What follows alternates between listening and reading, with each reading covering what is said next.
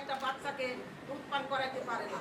এই উদ্যোগ নিয়ে আমরা প্রস্তাব রাখলাম যে আমরা যদি একটা বেসপিটিং কামনা করতে পারি। কিছু চান নাই, এমন কিছু আপনাদের জন্য চান নাই, আপনারা চাইছেন সবাই করুন। এটা আসলে আমি খুশি হলাম।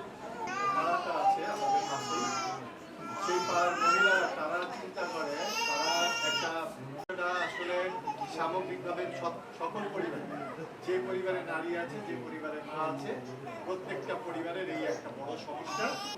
আমরা চাই মেডিকেল অফিসার এলসিএসএফ পাবনা সদর পাবনা ও ডাক্তার মুরলী সাহা মেডিকেল অফিসার এবং আমার এবং আমাদের এবং তাদের ইচ্ছাই আর কি এটা হলো চিকিৎসার বৈজ্ঞানিক যে বিষয়গুলো কি বলে আমরা সবাই জানি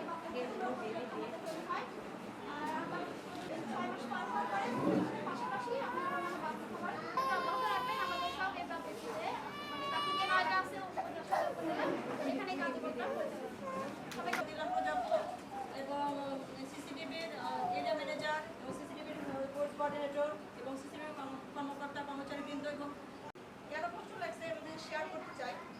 সেটা হচ্ছে যে আজ থেকে 8 বছর আগে আমার যখন বেবি হয়েছে, আমি যেহেতু চাকরিজীবী মা, এরকম একটা জায়গায় এখানেও আমি 17 অংশ এমন হয়েছে যে ভিজিটে আসছি, কিন্তু এরকম একটা প্রতিষ্ঠানে এরকম আমাদের একটা ব্রেস্টফিডিং কর্নার নাই। এবং আমি যখন এবং আমার মনে আছে মা শিশু কল্যাণ কেন্দ্র যখন আপুর পোস্টিং ছিল, আমার বাবুকে আমি নিয়ে আসছিলাম, কিন্তু ব্রেস্টফিডিং কর্নার না থাকে আপু যেটা আমার পরিচিত, আমি ওনার রুমে ঢুকে বাবুকে খাওয়াইতে একটু গল্প শুনলে আপনাদের ভালো লাগে।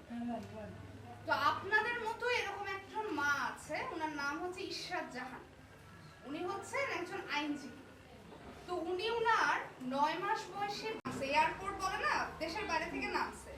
নামার পরে তখনই বাচ্চা হচ্ছে কান্না শুরু করেছে, বুকের দুধ খাওয়াতে হবে।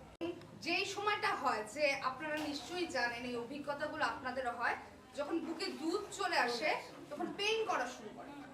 সিসিটিভির আসলে দায়িত্ব সিসিটিভির অফিসে আছে কিনা, বিচারটা আমাদের অফিসে আছে না, আমরা আমাদের দায়িত্ব পালন করছি।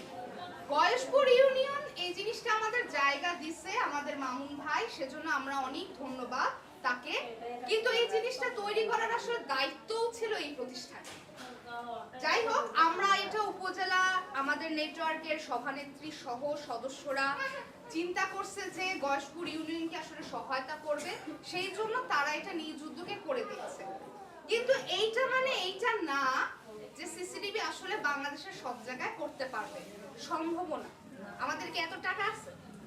হ্যাঁ, টাকা থাকলে তো সময় নেই, টাকা থাকলে সময় নাই, তো আমাদের সব জায়গাতে আমরা যেতে পারছি একদম। তাহলে এটা কার দায়িত্ব দেখি তো? সব প্রতিষ্ঠানের প্রত্যেকটা প্রতিষ্ঠানের নিজের দায়িত্ব এবং আরেকজনের দায়িত্ব আছে। আরেকজনের দায়িত্ব কার সে কি বলতে পারে কিনা? ওই জেলার কি দেখি, জেলা প্রশাসক মানে সরকারি কর্মকর্তা। তার মানে হচ্ছে ওই প্রতিষ্ঠান এবং সরকারের আসলে দায়িত্ব নিজ নিজ স্থানে এই প্রতিষ্ঠানটা করে দেওয়া, এবং এই ক্ষেত্রে তারা বিভিন্ন জায়গায় সহায়তা এনজিওদের কাছে বলা, সেগুলো করতে পারে।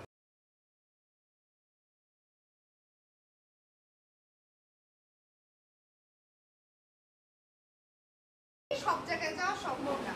তেমনি এই যে এখানে যে ঝুলঝুলি রাখা আছে, বাবুদের জন্য কিন্তু ঝুলঝুলি অনেক খেলনা রাখা আছে।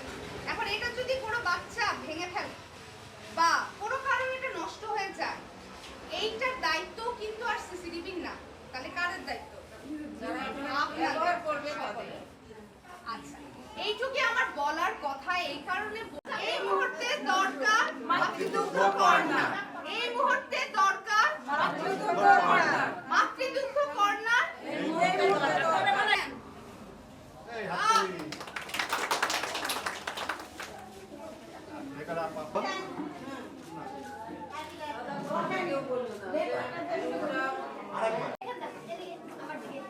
আচ্ছা, আর কে দেখবে?